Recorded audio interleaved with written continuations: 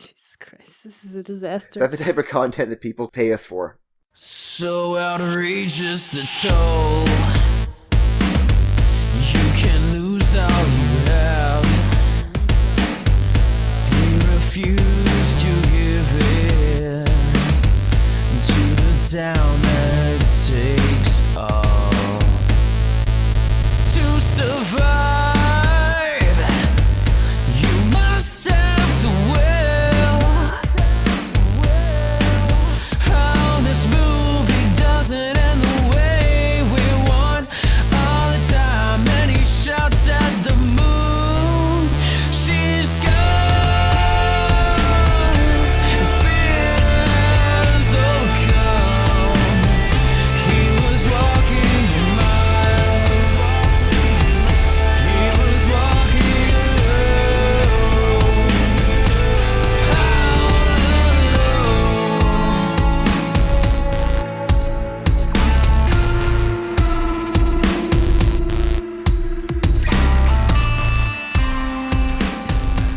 Does your my microphone has a physical volume pickup thing, like a knob on the front that I can. I've got it on less than half. You're a knob. I am. My microphone doesn't have any knobs, but is one big ball. You're a big ball. Yes, I am.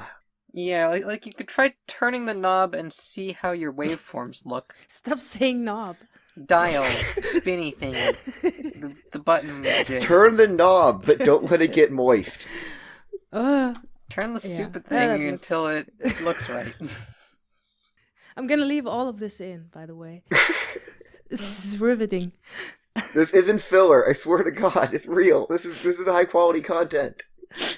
Uh, Hey everybody, welcome to Funk Dunk Play Season 2, Episode 17. We've been playing for approximately now 87 minutes mm-hmm. of this season. It's pretty good. 87 minutes of solid Dungeons & Dragons gameplay, and the rest of it just fart and cock talk. Yeah, I botched on my microphone roll, unfortunately. You did, but in a really funny way. There was like a banana peel involved, and you landed face first in Reginald Butt's groin. Again. Fuck. Yes. It's like, I think it's like a hobby of yours now. Maybe that's the solution. Have you tried headbutting him in the balls? Oh my god, it's been so easy. Hey, that's the only reason that he wasn't the major villain of Season 1 was because you took him out, Yeah. dong style. Oh my god. You could just cut all of this short. I don't know if it would, go for that. I have to find some bullshit reason.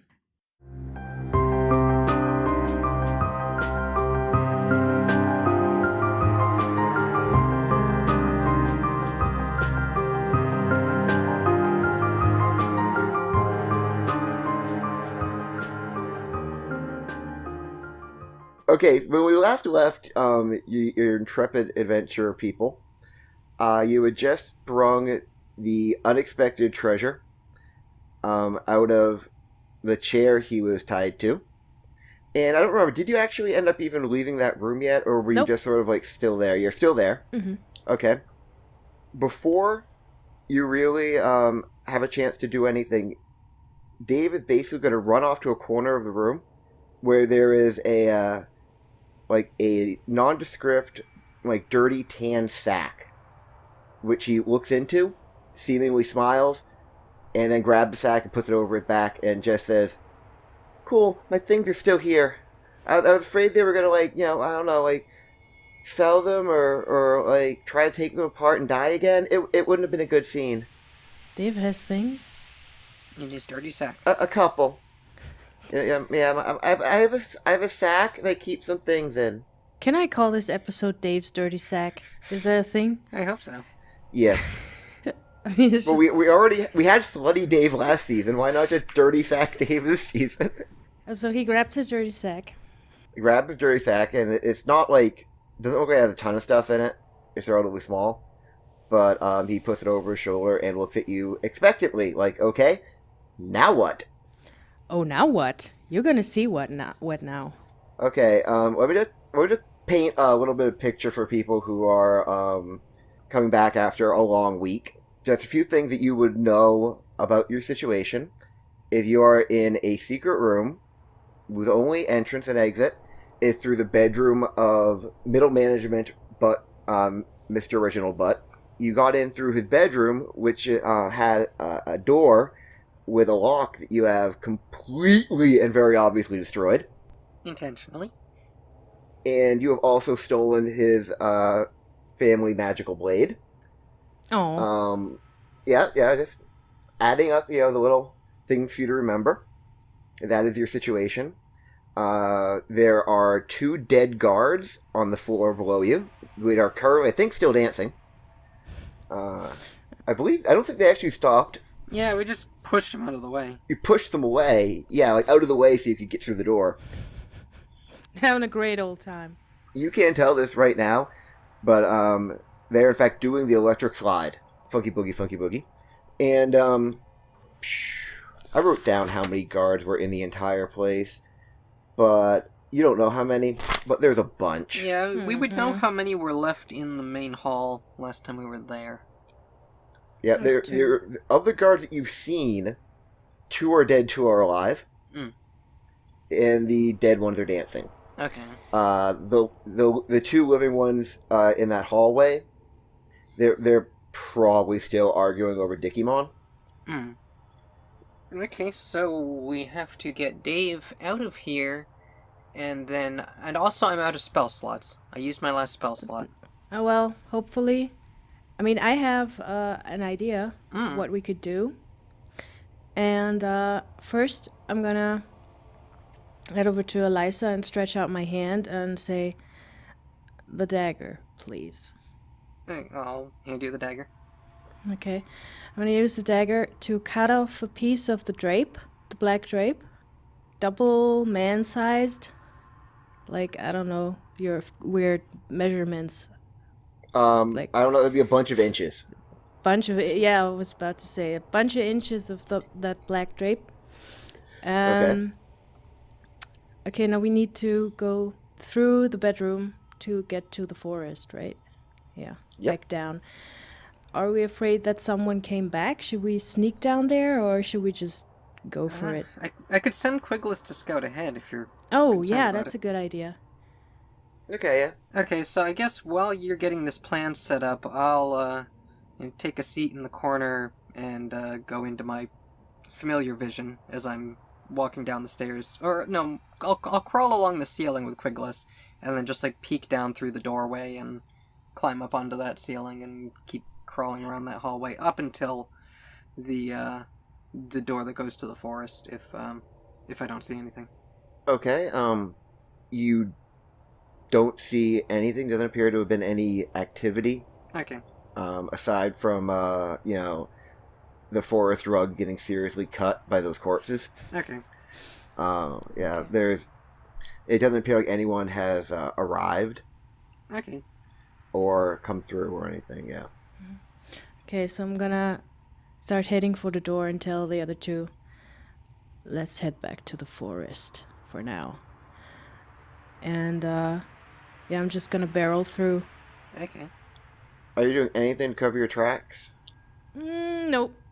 I don't think, hopefully, if this goes right, no one's gonna come up here anytime soon. Okay. Okay, so as soon as we are back with the guards, they're dancing. Yep. They're now actually slow dancing a waltz together. It's kind of romantic. Except one of them has no head. Yeah, and the other one's a withered husk. But, other than that, that's marriage material. I'm telling you. I love them. They're so much better than when they were alive. Sometimes it really pays to kill people. It really does. Murder is its own reward. Not just for satisfaction.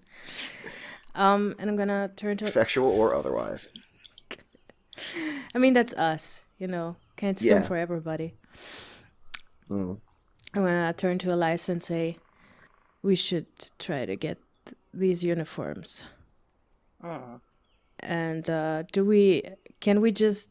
What would they... if I went for it and wanted to undress one of them, like I do, Do we have... undressing I have corpses. a staff. We could break their kneecaps and then take Yeah, but they're still wriggling on the floor without their Yeah, kneecaps. but they won't be moving quite as much, so we can... Yeah, I'm trying to think like blunt trauma that won't get the uniforms all bloody.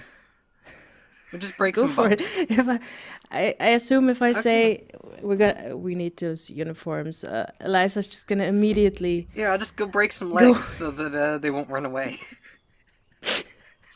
You can do that, definitely. You can break all the legs you want. I mean, they're not going to fight back. Okay. They're not even going to do anything to dodge or avoid the attack. So I don't need to roll an attack roll for it. I'm just gonna. No. I mean, theoretically, the only way you can miss is if you botch and hit yourself instead. So I wouldn't even bother. Okay, with so it. I'll break their legs and their arms, so there'll just be a couple twitching torsos on the ground. Okay. You have definitely broken their legs and their arms. However, they are not being powered by muscle movements. They're being animated by wild magic, and they're still dancing and they're still upright. Oh, okay, so they're dancing, but their limbs are all kind of flopping around now because they don't have bone structure holding it together anymore. Okay. True, but they're still doing actual dances and they're still standing and moving around. Can I try to hold one of them still so Eliza can undress him? Is that a thing I can do? You would need to do, I think it's just like A strength? a strength check, yeah. Let me see. We could get Dave to do that too. He's our intern now. Intern. Yeah, sure. I mean, we could get him to hold them. We could even just ask Dave if he could undress them for us. Let's just make him do it. I'm gonna say to Dave, you hold this one. We need to get his attire. I'm gonna point at one of them. Which one? The headless one. Seems like a good choice. Okay.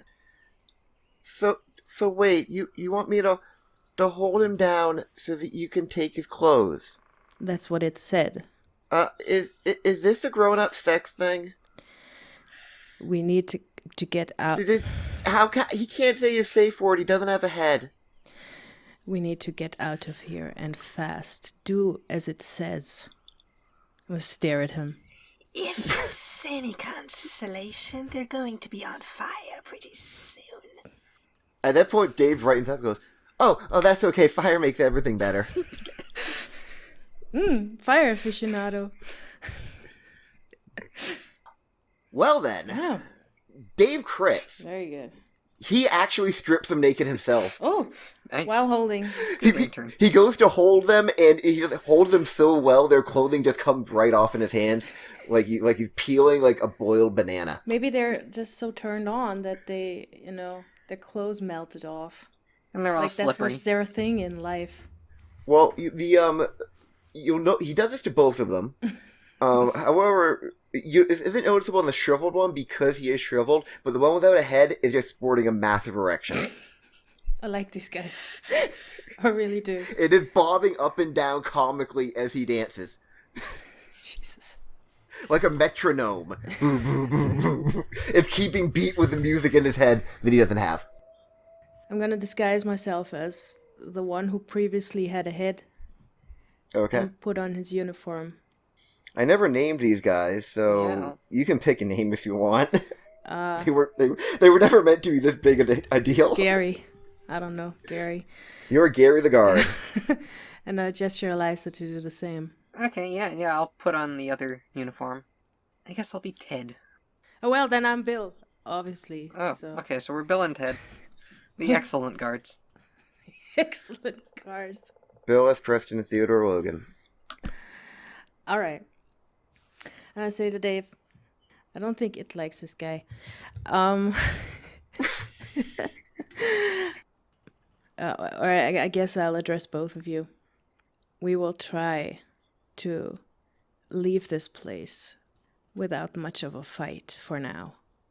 And I'm gonna tell Dave, one of us will carry you out of here. It needs you to pretend to be unconscious until it tells you otherwise. Understood? Dave nods his head, and then Just flops Is it- over, yeah. nods his head and just goes, basically just flare flops directly face first onto the ground. Whoop-bop. But he's good at following directions, at least. And he's just laying there motionless now. All right. Okay, one of us needs to carry him for this to work. And you've still got that black cloth, too. Yeah, I'm gonna wrap him up in that black thing that I got with me. Roll him up there in like a sushi roll. So strength, I assume we have about the same. I've got 8. I have 8. Yeah. Okay. Too. Let me see how much I can hold with Mage Hand. Only 10 pounds. I mean, he's slight, but well, maybe not that slight. All right. I guess we can both roll and see who's stronger. He weighs roughly 135 to 140 pounds. Okay, that's a little more. I guess we could both carry him. Mm-hmm. Okay. So that we'll walk. One of us is holding his shoulders, and the other one's holding his legs, and we're carrying him out. And It'll be an interesting thing getting down that spiral staircase. Oh well. Let's see. I rolled a 16 to carry Dave. Okay, that works. okay, so we need. Why did I roll -2? That should be a 17. But all right. I got a 17. Okay. So we got the same. You actually are find to have exactly equal lifting ability, and you're walking in perfect step. Okay. Yeah, so it's actually really good. Yeah, cool thing. So, all right. I guess we're gonna hoist Dave up on our shoulders. Okay. And then the next thing is, since I am a nature person now, I'm gonna take a quick moment to just say quietly, sorry, trees, but it has to be done. I'm gonna start shooting fireballs all over the place. It's a cantrip. I can just do it willy-nilly. And I'm gonna take extra care to hit the sheep. Just, No matter how hard you try, I get it always has leapt out of the way just before the fireball hits. Sometimes it seems like it's waiting for the last possible millisecond just to taunt It you. just does a Matrix slow motion dodge. Yep. One point it does a whole bending backwards, arms waving thing, but it's hooves waving.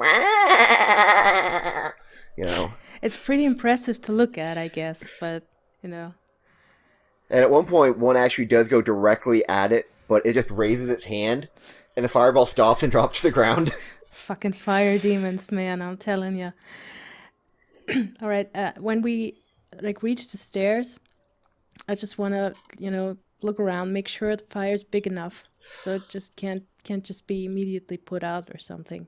I mean, I'm shooting a lot of those. Yeah, shoot a few up into the branches too, so that it's too high to just put out. I don't know what the ceiling is made of. What's it made of? Regular ceiling materials. Wood, I would suppose. Wood? Probably specially treated in order to resist moisture, because there would have to be a bunch of moisture to have a forest. Otherwise, the wood would just warp and mold so quickly. I shoot some up there, too. Set the roof on fire.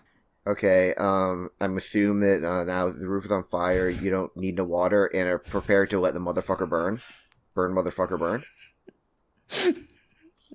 Should have prepared for that. Oh, you're gonna set the roof on fire, and I'm not gonna make a Bloodhound Gang I reference? didn't know Come I was on! gonna set the roof on fire till a minute ago. I'm not that quick. And when I, in my authority as the forest burning person, determine that the fire is big enough, I guess we can head down.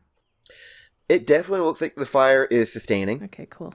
It took quite a bit of fireballs to get it going, because it isn't a dry forest. Moist. It's lush and full of life, and life That is now burning. Anyone can tell you life is moist. Yeah, but it's also flammable.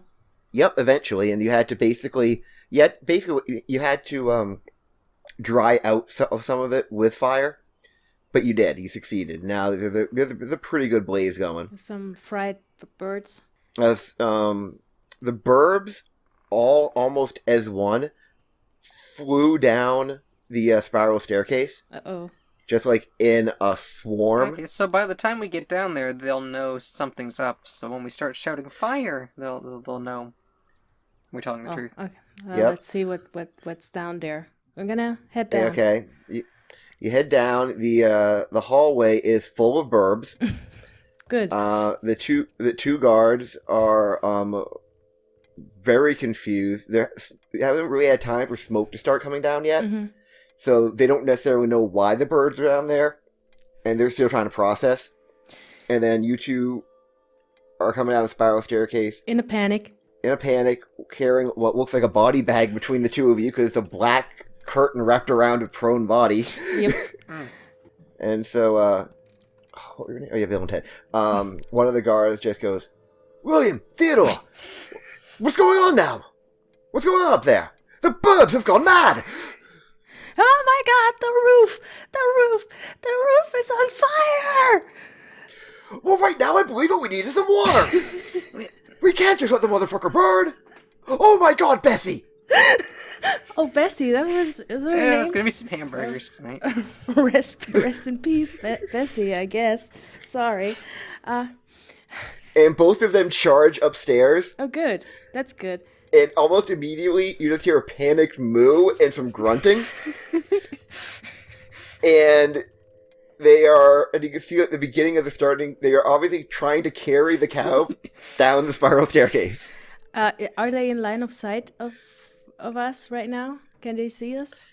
They cannot see you, and even if they were in line of sight, they would not be paying attention because they are concentrating on somehow carrying a several 100-pound bovine down a narrow spiral That's so staircase in the sweet. middle of a house That's fire. So sweet. Is there something special about that cow, or get these guys just really like animal I mean, friends? you tried talking to the cow a couple episodes ago, and nothing came of that. So Yeah, I it's guess. just a favorite cow. It's just sort of like, if you want to get down to it, I mean, you wouldn't necessarily know this, but there's no other way it can actually be conveyed that well. The cow is more of like a mascot to the staff of the building. Yeah, I figured. I hope they can get her. It's like almost like the staff pet. Mhm. You know, everyone likes the cow. I hope she makes it. That'll keep them busy while we head for the front door. Yeah, but I wanna we came out of the dining room. Yeah, well, we came from the dining room, but we got through the chimney, and I don't know if we can carry Dave up the chimney, so we're gonna have to walk him out a ground floor door. Yeah, sure, but I wanna set fire to that fucking dinner room on our way out. So, like, set some more fires, you know, because maybe the Okay. roof isn't enough. So I'm just gonna blast that door open real quick and shoot some firebolts in there. The table is wood, I assume. Yep. So that should And tablecloth is too. nice. Tablecloth is made of wood. Very thin wood. What else? Meant to say it was flammable, but now it's wood. That's wood. Anything else I should burn while we're at it? Well, I mean, it seems like enough to get a good distraction going already. No, I want this place to burn for good. Is the thing. Yeah, but if we linger too long, they'll see you casting Yeah. the firebolts, and Okay, they'll know now how the fuck fire it. started. That should be enough. The forest is a pretty big deal, I guess. So we heading out the front door. Okay, the door leading toward the front of the building is a large hardwood door, and if you open it, which I'm assuming you're going to do, Mm-hmm. you are nearly immediately, like, almost bowled over as more guards come running in to see what the hell is going on, because the ones from the guard towers can now see smoke starting to rise from the where the roof is burning. Some of them are even running in, some are running towards the stairs, other ones are running towards the kitchens with buckets Oh, those won't do any good. in order to get water Yeah. to try to put the fire out. Good luck. Yeah, they can do that if they want. Keeps them busy. Yeah. Is anyone paying attention to us? Everyone's kind of running in a sort of in a bit of a hustle bustle. No one's really paying attention to anyone else. You know, this is one of those things that just isn't supposed to ever happen. Yep. And a person, you know, people like Reginald, but let's just say that having regular fire drills probably isn't something in the budget. Oh. You know, not when you could buy more gigantic leather beanbag And the chairs. fire marshal's off at the party with everybody else. Well, the fire marshal is, however, the actual fire department, which does exist, by the way, wouldn't all be there. In fact, most of them wouldn't be there at all. But I assume, like, it's dirt times, the alarm system is probably not very... Yeah, and we deactivated Advanced. all the magic like items that the wizard had made. Yeah. I mean, we didn't, but Well, yeah, I mean, like the whole communication system is Just down. taking because of credit. that. yeah. That's true, but you do notice one guard, in particular, he seems to be making appraisal of the situation, and he just runs out the front door, but he doesn't look scared. It doesn't appear like he's running away from something as much as he's running towards something. Okay. But if we start heading for the front gate, is he what's happening? One thing you notice is the landscaping is actually really well done. They have like one of the bushes. It looks like a cow. It's so Does cute. it look like Bessie? Yes, it does. Oh, I see what he did Turns there. out the landscaping crew really liked that cow too. Yeah. All right, so if you are just continuing to Yep. leave. Yeah, the Okay. plan is to walk out the front door and out the front gate carrying Dave, unless anybody tries to stop us, in which case we do have a cover story. Yes. Okay. When you get to the front gate, there are still a couple guards simply stationed as guards, and one of them, as you're walking out, one of them says, stops you, or he stands in front of you. Also, by the way, he's a very large, imposing man. The kind of guy you would think of when you think of gate guard. The kind of, like, guard who is there to look like, all our guards are this big and strong, don't fuck with us. Like 6'5", 360 pounds, all muscle, just, like, looks terrifying. And so he stands in front of you and just says, William? Theodore? Where are you going? There's a fire on, We have to get the anomaly. Oh no, I should probably use a different voice instead of Yeah. her voice. Just try a generic, like Like anyone could talk like guard that kind of voice. I guess. Okay. Yeah. We have to get the anomaly to the backup location. Everything's fire. I had the chills right there. That was great. You did? Yeah.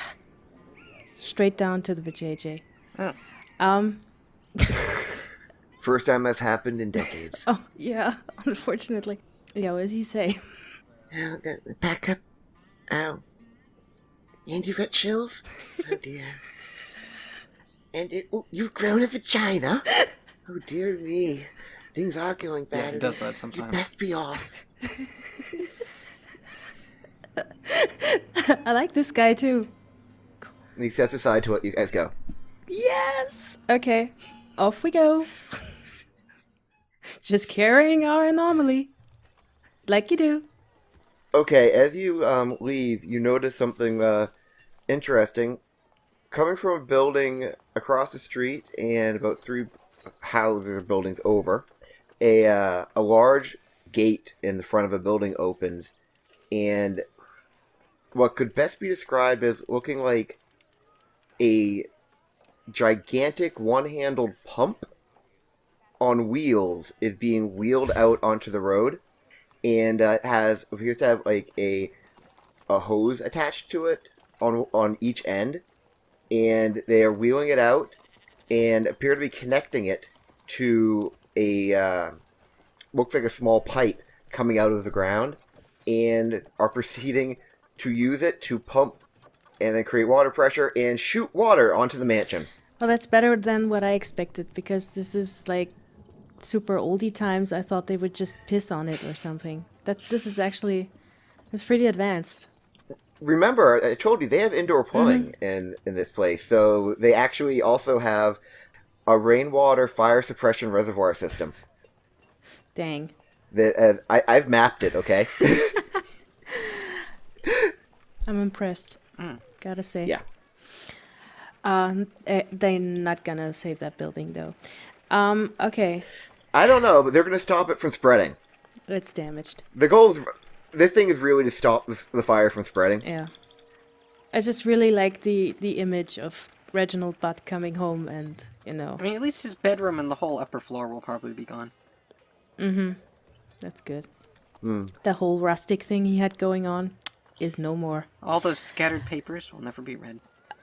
should we head straight back? Now that all the missions are accomplished, we need to meet back up with Muddler at somewhere. I guess if we go back to Gold, Muddler would probably find us there. Is Muddler... We didn't really establish a meetup location, did we?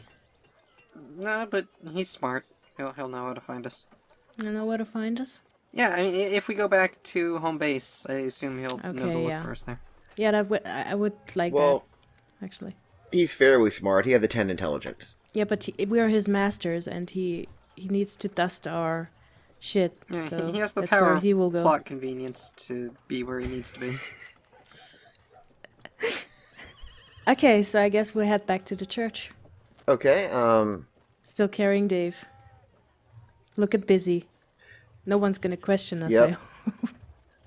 You do see a lot of guards and other people, making their way to stately Butt Manor. A lot of people now, not only guards, but also just like rubberneckers are starting to, check out what's going on over there with the rich people. Mm-hmm.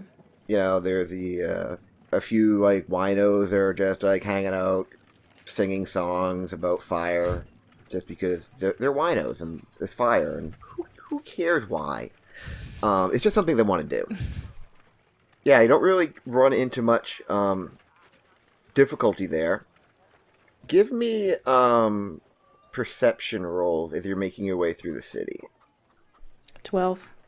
Okay, that's not very perceptive. Nope, I'm not.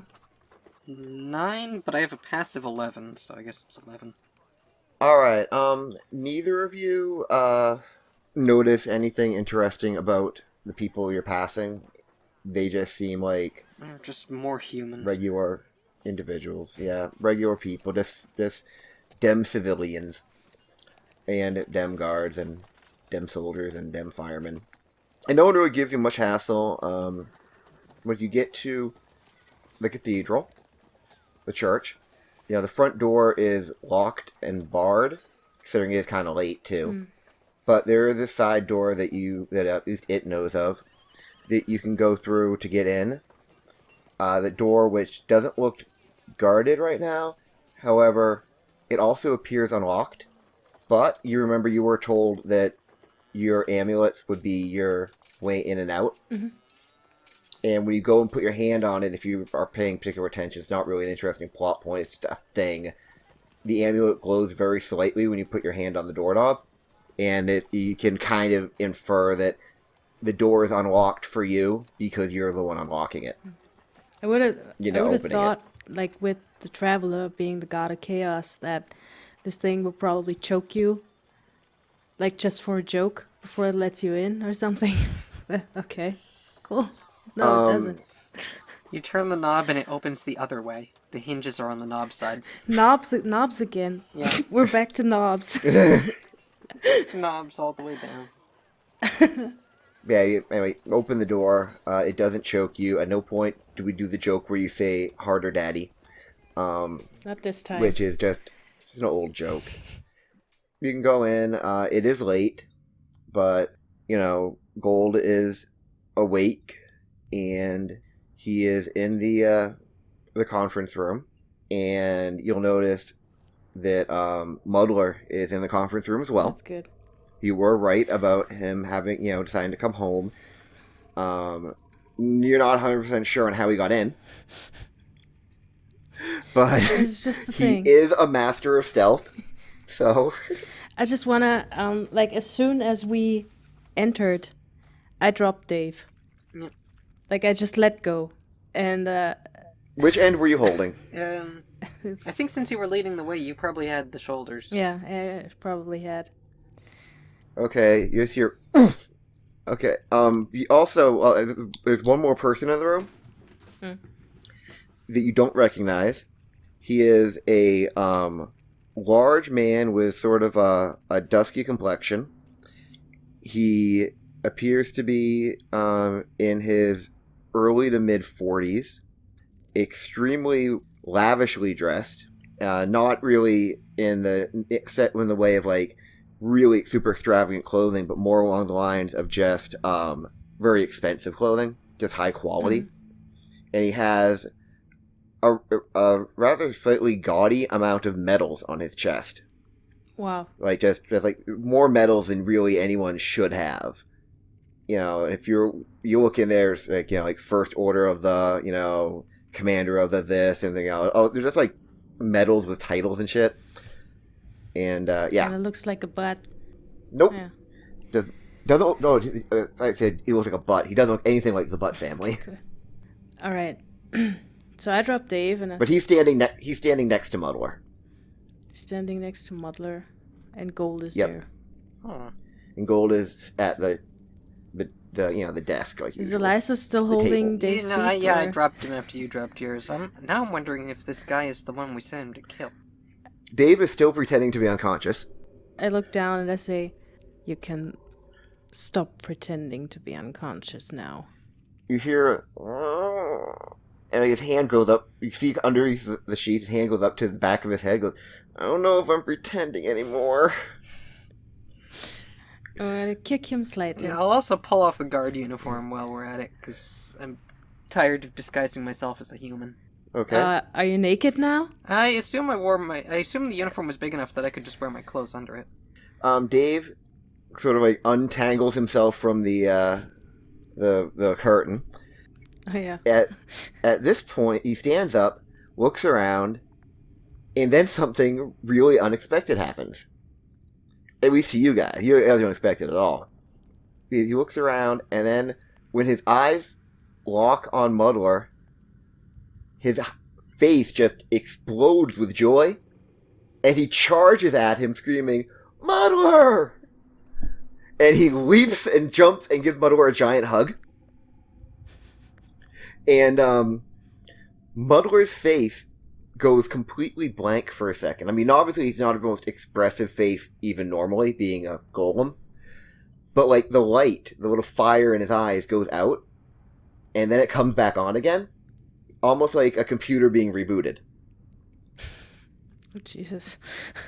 And he looks down and goes, I don't understand, Master Dave. How can you be alive?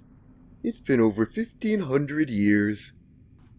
And Dave, like, he like, jumps down off of Butler, and he pats him on the shoulder and looks around, looks over to you guys, and he goes, I can't believe you guys know Muddler. Like, 2 or 3 lives ago, I built him. Oh. How do you guys meet my golem? You built him. Oh yeah.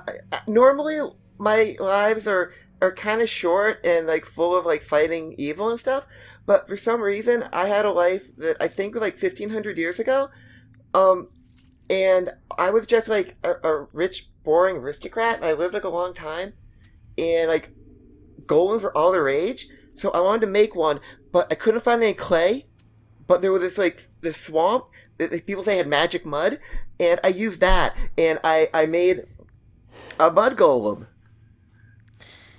That makes a surprising amount of sense. Yeah, they said that there was, there's nothing but, like, hard rock here, and rock golems are really rude. So I wanted clay golem, but, mud was pretty cool, too. I want to look over to Gold. What's Gold doing during all of this? Gold has a very bemused expression on his face. And he's just letting it happen. So I guess Eliza's gonna look at Muddler and say, So did you finish that task? Yes, I did. I grabbed Mr. Extellaris by the neck, and I twisted. At which point the man in the fine suit, well, that he did. He did twist. And me, for my part, I walked around in a circle. You might want to tell your golem, when they're trying to murder somebody, and you're twisting his neck, hold the body in one place. Otherwise, the whole body just spins. Okay, so Eliza's gonna roll her eyes and then look over at Gold and say, Do you still want this guy dead? and as I'm saying that, I'm pointing my finger at his head, ready to cast an Eldritch Blast if Gold says yes. I'm assuming if you were successful in your other missions, it may not be necessary. And having an entire Empire as our allies could be beneficial. Okay. So I'll shrug and put my finger down. So then I'm gonna look at Extellaris and say, apologies. You understand, sometimes certain drastic measures are necessary when the stakes are high. I've already forgotten his voice. Fuck. It was Tony Light, something. Was it like this? Yeah. Yeah. Yeah, it was kind of like this. Okay. Next time you want to send a golem to dance with me, let me know ahead of time. He does a mean two-step. But you see, I've been talking to your buddy here, and it's kind of amusing you wanted to kill me to start a war when that's the entire reason I'm here. Oh, do tell. Well, you see, your country's got a whole bunch of nice little resources, and, well, quite frankly, we haven't conquered it in a long time. The thing you gotta remember is, your country, you're a nation of farmers. Learn how to fight to defend your families. Over in WoW, we're a nation of warriors, and we had to learn to fight to escape the womb.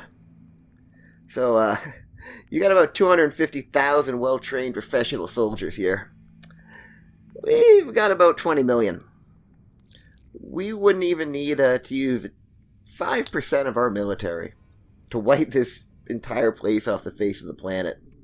I was in fact here to issue a set of demands and perhaps even a declaration of war. It was going to be fun. So, how do you suppose we could be of service to you? Because they probably want something out of this. Everything you guys do to destabilize the Butts is one more soldier I don't have to put in harm's way. Let it never be said, the glorious empire of WoW does not value and reward those who lend an assistance. I'm gonna address Gold and say, could we perhaps speak in private? Kind of a side glance at Extellaris. Church matters. Sure I see. I understand completely. Anyway, why don't me, the big guy and the little guy, go outside, maybe have a cup of coffee? Is coffee a thing? It is now. Well, I could use some. I just invented it. Just now. But only the kind that actually has to be shit out of a monkey's ass. Just created a coffee bean magically. Now you're in private. As you probably inferred, the little man is the anomaly. Oh. Then perhaps we should put him under some sort of protection. Keep him here at very least. Make sure he doesn't get reacquired by anything, any butts. As long as we have him, and they don't, their entire plan is moot. We've won. How secure can we keep him? Oh, we have levels of security. Perhaps we should bring it up to level 2. He reaches under the conference table and pulls out like a little it looks like like one of those keyboard shelves on sliders, and it has a button. The level 2 button? The level 2 button. He hits the level 2 button. There's a loud rumbling. You can't really tell from where you are, but if you were outside, and before all of the windows and stuff had been shuttered with giant metal plates. Now, coming from around the building, a huge metal cocoon shoots up from the ground over and around the entire church. Still a completely normal church, but... Very chaotic. I like it. Yep, and these are metal walls that are about 6 feet thick. That also go all the way up to the top. And, like, they even cover all the way around the top of the thing, so you can't, like, get in from above or anything. How many levels are there? 14. Shit. 14, he just nukes the site from orbit. It's the only way to be sure. As the church lifts off and takes into space. Yep. Impressive. Also, stately Butt Manor might be on fire right about now. Oh, that's just terrible. I'd hate to think anything bad would happen to anyone living there. It hopes the cow made it out safely. You didn't secure Bessie? The Butts are evil, but everyone loves Bessie. Well, rescue mission was underway when we, the cow might still be poor Bessie. Well, at this point, I suppose if she didn't get out, then it's too late for us to send anyone to help. We should have just brought the cow. I'm starting to think we should have just Kill Dave and bring the cow. pretend the cow is the anomaly. Put her under protection. Now, right as you are, discussing this, there is a frantic pounding at the door to the meeting room. Oh, I'm gonna wait for Gold to say something. Gold looks very, annoyed at this, because he was just sort of, in the middle of sort of basking in the fact that everything had been such a success. Can Eliza use Mage Hand to just open the door from her seat? Yep, you can do that. Yeah, she just rolls her eyes and opens the door. Alright, a member of the many charges in with holding some papers. And this one is dressed in not in any sort of tactical gear or the gear equipment thing you normally see from an agent or a religious member of the order, but instead has very utilitarian robes with a pocket protector with like some pens and stuff. And he's got like glasses that are held together with tape in the middle. A nerd, yeah. Yeah, he's like a nerd cultist, a nerdist, if you will. He comes running and he runs up to the table, and he says, "Sirs, there's news." And Gold says, "What is so important that we could not be allowed 5 minutes to enjoy complete and utter victory?" He looks, and he has the like nerd cultist has just this look of just absolute terror in his eyes, like he's terrified of the reaction to what he's about to say is. And he says, "That's the thing. We just got word back from one of our spies. He died sending the message. We decoded it, and he looks back to where the door he came through, where Extellers and Muddler and Dave are standing there all enjoying a hot cup of coffee. And he puts the papers down in front of you and says, "They had a backup plan. There's another anomaly." Gold just looks at the papers, kind of like just puts his head in his hands, and just says, "You've got to be kidding me." So outrageous to toll. You can lose.